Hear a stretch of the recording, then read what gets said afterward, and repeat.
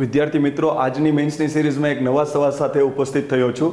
દર વખતની જેમ કહીશ કે વિશ્વસનીયતા શું છે, તો જીપીએસસી આ સવાલ પૂછ્યો છે, મેં એનો જવાબ લખ્યો છે અને જીપીએસસીએ જ એ સવાલનો જવાબ ચેક કરીને એમાં ગુણ આપ્યા છે. તો આ એની વિશ્વસનીયતા છે. ક્લિયર છે? ચલો આગળ જઈએ. દર વખતની જેમ કહીશ કે સાધ્યમ ઓફલાઈન અને ઓનલાઈન એકેડમી દર વખતે જીપીએસસી ક્લાસ 1-2 હોય, ડીવાયએસઓ હોય, એસટીઆઈ હોય કે સીસીઈની મેન્સની મોક ટેસ્ટ બહાર પડતું હોય છે. તમને એવું થતું હોય કે સાહેબ અમારે વિડીયો લેક્ચર સાથે એની આન્સર કી જોવી છે, અમારે અમારું પેપર ચેક કરીને એના ગુણ પ્રાપ્ત કરી એમાં કમેન્ટ જોઈએ છે, તો આપ અચૂકથી અમારો સંપર્ક કરી શકો છો. અમે એને તમે ભરપૂર રીતે ન્યાય આપવાનો પ્રયત્ન કરીશું. ક્લિયર? હવે તમને એમ થાય કે સાહેબ અમે તો જાતે તૈયારી કરીએ છીએ, તો કંઈ વાંધો નહીં, તમારા માટે આજનો સવાલ આ છે. ક્લિયર? તો જુઓ સવાલ શું પૂછ્યો તો અહીંયા ઝીણાક્ષરે છે એટલા માટે જ આપણે આ પેટર્ન કરીએ છીએ કે ઉપર તમે સવાલને સંપૂર્ણ રીતે વાંચી શકો. આ સવાલને મેં અહીંયા સેટ કરાવ્યો છે. ક્લિયર? તો ચાલો આપણે આખો સવાલ જોઈએ. કારણ કે તમે પોલિટીમાં જેટલું માનો છો એટલો સરળ તમને સવાલ નહીં મળે કે બેઠા બેઠા તમે આમ લખવા મળ્યા એવી રીતના નહીં હોય. પહેલો તો તમારે એ સવાલ સમજવો પડશે કે સવાલ કેવા શું માગે છે. તો તમે ધ્યાનથી અવલોકન કરો ને તો આ સવાલ એટલો સરસ છે.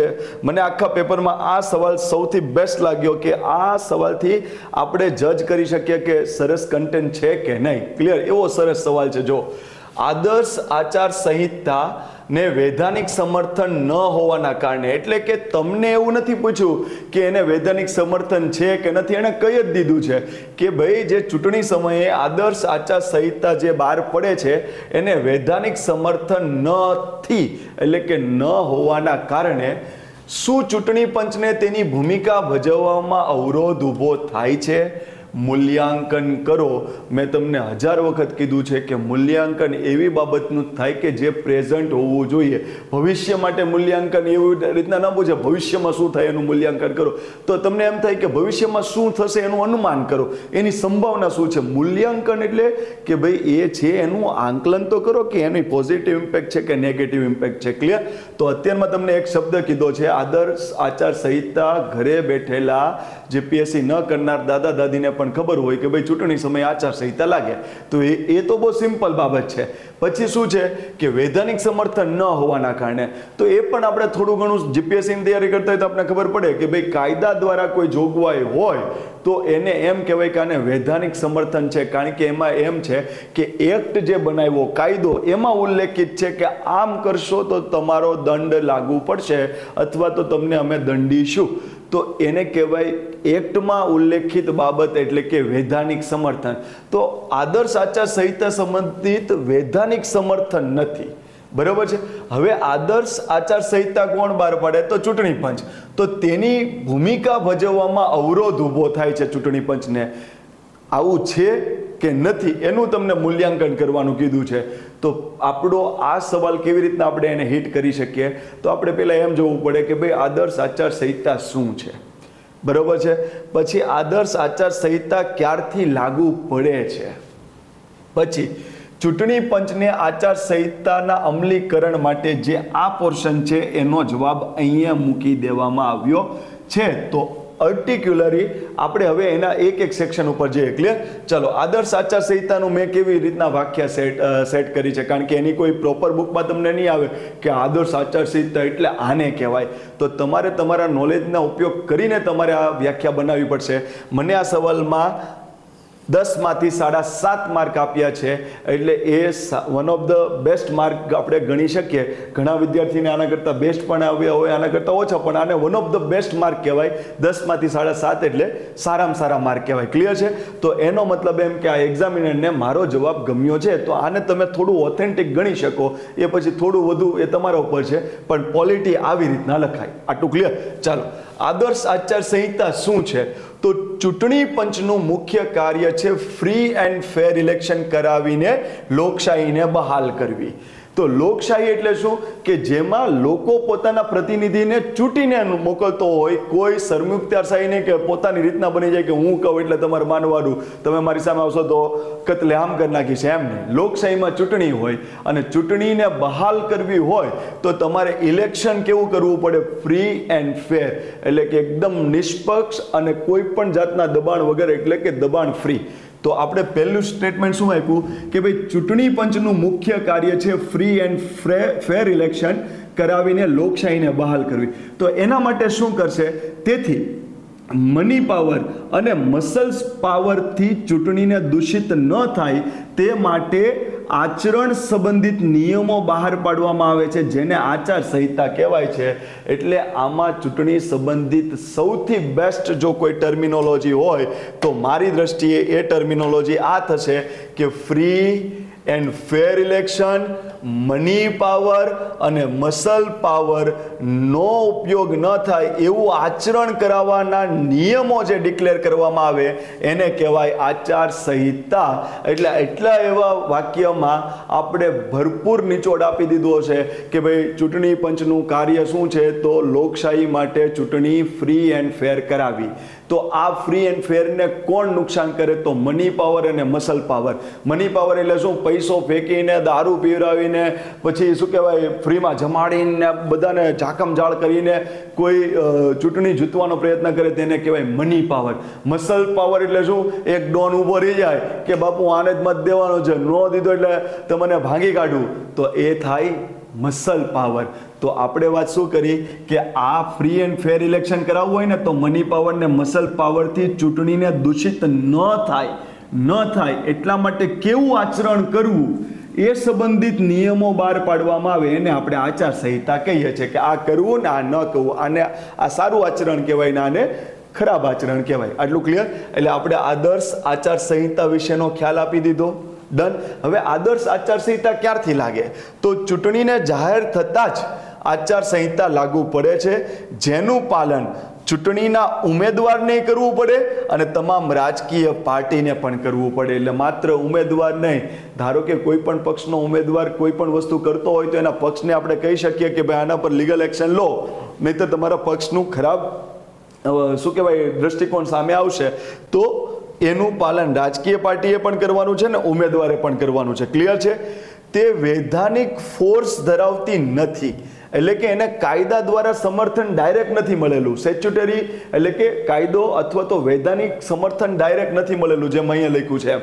બરાબર?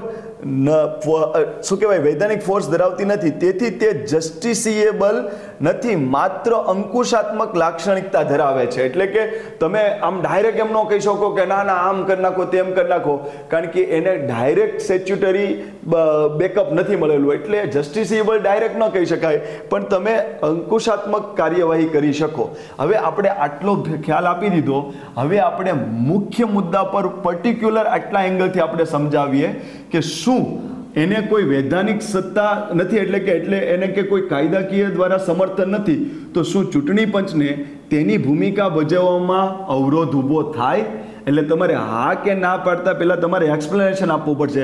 તમારે જો હા કેવું હોય તો તમારે કહેવું પડે કે હા વિધાનિક ક્ષમતા નથી ને, કાયદા દ્વારા એને બેકઅપ નથી મળેલું એટલે બહુ અવરોધ થાય છે, તો તમારે એ લખવું પડે કે તો કેવી રીતના અવરોધ થાય.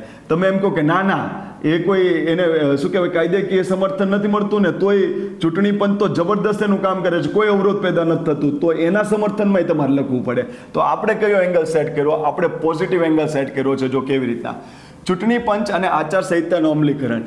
ચૂંટણી પંચ એ બંધારણીય સંસ્થા છે, બરાબર? પછી એમને કીધા કે પીપીટી રીડર, બરાબર? આ મેં જ લખેલું છે, મારું જ પેપર છે, બરાબર? એટલે ખાલી હવે તમને બતાવું છું કે આવી રીતના પોઈન્ટ લખવાના હોય. ચૂંટણી પંચ એ બંધારણીય સંસ્થા છે, બરાબર છે? સંસદે રિપ્રેઝન્ટેશન ઓફ પીપલ એક્ટ 1951 જે પારિત કર્યો છે, બરાબર? એ આપણે કીધું કે ચૂંટણી એ બંધારણીય સંસ્થા છે. સંસદે રિપ્રેઝન્ટેશન ઓફ પીપલ એક્ટ 1951 પારિત કર્યો છે, બરાબર? હવે તમને એમ થાય કે આ બે પોઈન્ટને હું કેવી રીતના કનેક્ટ કરું? જો તેનું મૂલ્ય અને ઉદ્દેશ શું છે? ચૂંટણી નિષ્પક્ષ કરવા સંબંધિત જોગવાઈ કરાઈ છે. એટલે રિપ્રેઝન્ટેશન ઓફ પીપલ એક્ટ 1951 જે બનાવ્યું છે ને, એમાં ઉદ્દેશ એનો શું છે? તો ભાઈ ચૂંટણી કોઈ પણ સંજોગોમાં નિષ્પક્ષ થવી જોઈએ. તેનો ઉપયોગ કરી ચૂંટણી પંચ આચાર સંહિતા લાગુ પડે છે. એટલે કે આચાર સંહિતાને આપણે એમ કહી શકાય કે વૈધાનિક સમર્થન નથી પ્રત્યક્ષ રીતે, પણ પરોક્ષ રીતે પાછું એને વૈધાનિક સમર્થન મળે છે. ક્યાંથી મળે છે? રિપ્રેઝન્ટેશન ઓફ પીપલ એક્ટ 1951 તરફથી. એટલે આમ છે કે આપણે સમર્થન, વૈધાનિક સમર્થન એને છે જ, પણ સીધું નહીં, પણ પરોક્ષ રીતે. તો પરોક્ષ કયા કાયદા દ્વારા મળે છે એને? રિપ્રેઝન્ટેશન ઓફ પીપલ એક્ટ 1951 થી. તો આપણે શું કર્યું કે તેનો ઉપયોગ કરી ચૂંટણી પંચ આચારસંહિતા લાગુ પાડે છે. ડન છે. ધારાકીય બેકઅપ ન હોવાથી સમસ્યા પેદા થતી નથી, કારણ કે બંધારણીય સંસ્થા તેના પર કાર્યવાહી કરી શકે છે. આ મોસ્ટ આઈએમપી છે મારી દ્રષ્ટિએ, મોસ્ટ આઈએમપી. એવું જરૂરી નથી કે ધારાકીય બેકઅપ ન હોય તો એને કોઈ કામમાં અડચણ પેદા થાય. કેમ? કારણ કે ચૂંટણી પંચ પોતે એક બંધારણીય સંસ્થા છે.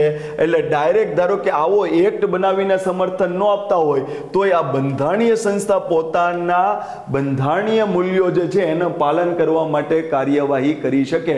કારણ કે એને બંધારણે શું સત્તા આપી છે કે ભાઈ તમે બંધારણીય સંસ્થા છો, તમારે ભારતમાં ફ્રી એન્ડ ફેર ઇલેક્શન કરવાનું છે. કોઈના દબાવમાં આવ્યા વગર તમારે નિષ્પક્ષ ચૂંટણી કરવાની છે અને ભારતની અથવા તો જે તે રાજ્યની નવી સરકાર શું બનશે એના માટેનું તમારે લોકમત એકઠું કરીને તમારે રજૂ કરવાનું છે. તો આ એની બંધારણીય જવાબદારી છે. તો એના પાલન કરવામાં એ કોઈ પણ જાતની આચારસંહિતા બનાવે તો એને સીધું વૈધાનિક સમર્થન ન હોય ડાયરેક્ટ, તો પણ એના પર એ કાર્યવાહી કરી શકે. એટલે આપણે પોઝિટિવ એંગલમાં કહેવાનું છે, ના ના, વૈધાનિક સપોર્ટ ન હોય ને તોય એને કંઈ અવરોધ ન આવે, કારણ કે એ પોતે બંધારણીય સંસ્થા છે. બીજું, એને પરોક્ષ રીતે વૈધાનિક સપોર્ટ મળી જાય છે. ક્યાંથી? રિપ્રેઝન્ટેશન ઓફ પીપલ એક્ટ 1951 થી. આટલું પહેલા ક્લિયર છે? હવે એના પોઈન્ટ લખ્યા જો. આચારસંહિતાના ભંગ બદલ કોઈ પણ વ્યક્તિને ડિટેન્શનમાં લઈ શકે છે. એટલે શું કે ધારો કે કોઈ પણ વ્યક્તિ આચારસંહિતા લાગુ હોય અને એમાં ભંગ કરતો હોય તો ચૂંટણી પંચ એને ડિટેન્શનમાં મૂકી શકે કે ભાઈ આને થોડી વાર આને નજરકેદ કરો, બરાબર, આ ચૂંટણી પૂરી ના થાય ત્યાં સુધી આને છોડતા નહીં, તો ડિટેન્શનમાં લઈ શકે. બીજી વસ્તુ, સોશિયલ ક્રાઇમ એટલે કે સમાજ વચ્ચે કોઈને લડાવવાનો પ્રયત્ન કરતો હોય અથવા તો શું કહેવાય સતી પ્રથા, જે હવે તો કોઈ પોસિબિલિટી નથી, પણ દહેજ હોય, બરાબર, પછી કોઈ બળાત્કારનો કોઈ દોષિત હોય, બરાબર, દહેજ માગવાથી કોઈ ઉપર દોષિત હોય, પછી કોઈ એટ્રોસિટીનો કોઈ કેસ લાગ્યો હોય, તો આવું કંઈક પણ હોય તો એને સામાજિક એટલે કે સોશિયલ ક્રાઇમનો કોઈ આરોપી હોય તો એને પણ દંડકીય જોગવાઈ કરી શકે. ભ્રષ્ટાચારનો ગુનો હોય, પછી ક્રિમિનલ ક્રાઇમ પર એક્શન લેવા ગવર્નર અને રાષ્ટ્રપતિને ભલામણ કરી શકે.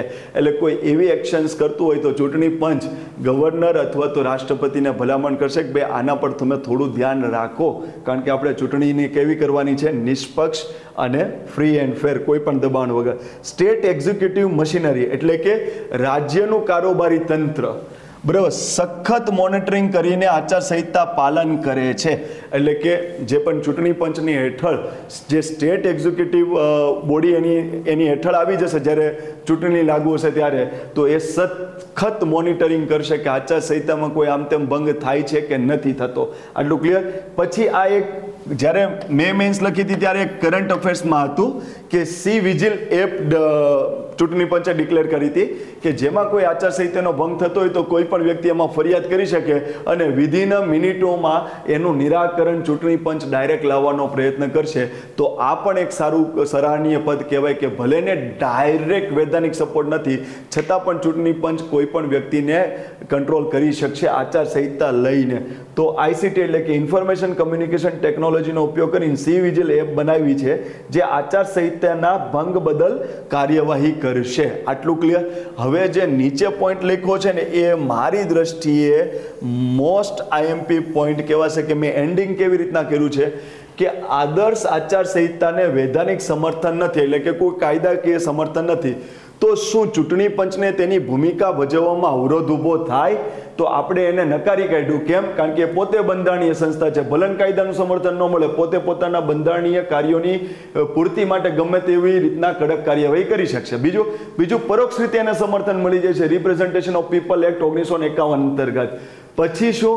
તો એ આવી કાર્યવાહી કરે છે. અને ત્રીજું આપણે ક્રક્સ નીચે લખ્યું છે, આચારસંહિતાને સ્ટેચ્યુટરી ફોર્સ હોવો કે ન હોવો, એટલે કે એને વૈધાનિક એટલે કે કાયદા દ્વારા સમર્થન હોય કે ન હોય તેના કરતાં વધુ એક્ઝિક્યુટિવ સિસ્ટમની નૈતિકતા અને સત્યનિષ્ઠા પર આધાર રહેલો છે. એટલે શું કે આચારસંહિતાના કદાચ ગમે તેટલું કાયદાકીય સમર્થન હોય પણ એનું પાલન કરવાવાળી એક્ઝિક્યુટિવ બોડી જે હશે, ચૂંટણી પંચના કમિશનર હશે, મુખ્ય કમિશનર હશે, એની નીચેના જે પણ અધિકારીઓ કામ કરતી હશે, આખી સિસ્ટમ કામ કરતી હશે, જો એ જ સત્યનિષ્ઠ ન હોય અને એ જ શું કહેવાય નૈતિક ના હોય અથવા તો સત્યનિષ્ઠ ના હોય તો ગમે તેવો કાયદાકીય સપોર્ટ હોય તો એ ભાંગીને ભૂક્કો થઈ જશે. પણ કદાચ કાયદાકીય સમર્થન ના હોય પણ જો એક્ઝિક્યુટિવ સિસ્ટમની નૈતિકતા અને સત્યનિષ્ઠ હોય તો ગમે તેવો કાયદાકીય સપોર્ટ ન હોય તોય જબરદસ્ત કામ કરી શકશે.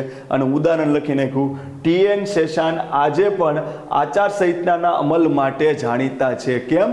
તો એ સમયમાં ટીએન શેષાને બધાને લાઈનમાં સીધા કરી દીધા હતા કે કોઈ પણ નેતા ગમે તેવો મોટો હોય, જો ચૂંટણીની આચારસંહિતાનો આમથી આમ કરશે તો એના પર કાર્યવાહી કરશું. તો આજે પણ ભારતમાં ટીએન શેષાન યાદ કરે છે. તો ત્યારે કાયદાકીય સમર્થન નહોતું ને આજે પણ નથી, તો ત્યારે એણે જબરદસ્ત આચારસંહિતા બધા પાસે ફોલો કરાવી હતી, કારણ કે એક બંધારણીય સંસ્થાનો વડો છે, એ બંધારણીય મૂલ્યોની ગમે તે રીતના ફરજ પડાવી શકશે. તો આવી રીતના આપણે લખ્યું તો આપણે સરસ માર્ક મળ્યા છે. તો તમે પણ આવી રીતના લખવાનો પ્રયત્ન કરજો. શરત માત્ર એટલી કે સારા કી પોઈન્ટ્સ યાદ રાખતા શીખો કે આદર્શ આચારસંહિતા છે તો ડાયરેક્ટ લખ નથી કરવાનું, પહેલાં એને સમજાવો. તો money power, muscle power, free and fair election, લોકશાહીને બહાલ કરવી, આ બધા શબ્દ લખો તો એને એમ લાગે કે નહીં સરસ અને ખ્યાલ આ બાબતનો છે. આટલું ક્લિયર. પછી લાગુ કરવી કે એ પછી એમ બધું જ પોઈન્ટ આવી ગયા. હવે તમારે આ પોઈન્ટ ઉપર આવી જવાનું અને આ પોઈન્ટ એમાં આવશે કે ભાઈ નથી તોય કેમ એ અવરોધ વગર કામ કરી શકે? તો ભાઈ પોતે બંધારણીય સંસ્થા છે, પ્રત્યક્ષ રીતે ભલે સમર્થન ન હોય પણ પરોક્ષ રીતે છે, રિપ્રેઝન્ટેશન ઓફ પીપલ એક્ટ કઈ વસ્તુ કરી શકે, કોઈને ડિટેન્શનમાં લઈ શકે, કોઈ આવા કામ કરે તો એના પર ગવર્નરને પ્રેસિડેન્ટને ભલામણ કરશે કે ભાઈ બાપુ આમાં કંઈક કરો, બરાબર. પછી સ્ટેટ એક્ઝિક્યુટિવ દ્વારા સખત મોનિટરિંગ કરાવશે કે જો કાંઈ હોય તો બંદોબસ્ત, પોલીસ બંદોબસ્ત બધું ગોઠવશે, વોટેવર. પછી ડિજિટલ ટેકનોલોજીનો ઉપયોગ કરશે, ICT, સી-વિઝિલ એપ, બરાબર. અને છેલ્લે ધીમે ધીમે પંચ મારી દેવાનો કે કદાચ વૈધાનિક સમર્થન હોય કે ન હોય, જો એક્ઝિક્યુટિવ બોડી જે આખી ચૂંટણી પ્રક્રિયા કરાવશે, ચૂંટણી પંચ હેઠળની એક્ઝિક્યુટિવ બોડી જો એ સત્યનિષ્ઠ હોય, નૈતિક હોય, તો ગમે તેવી આચારસંહિતાને બેકઅપ કાયદાકીય હોય કે ન હોય એ સરસ રીતે ચૂંટણી નિર્વિઘ્ન પૂરી કરાવી શકશે. ઉદાહરણ તરીકે ટીએન શેષાન. ક્લિયર છે? જય હિન્દ, જય ભારત. તૈયારી કરજો સરસ.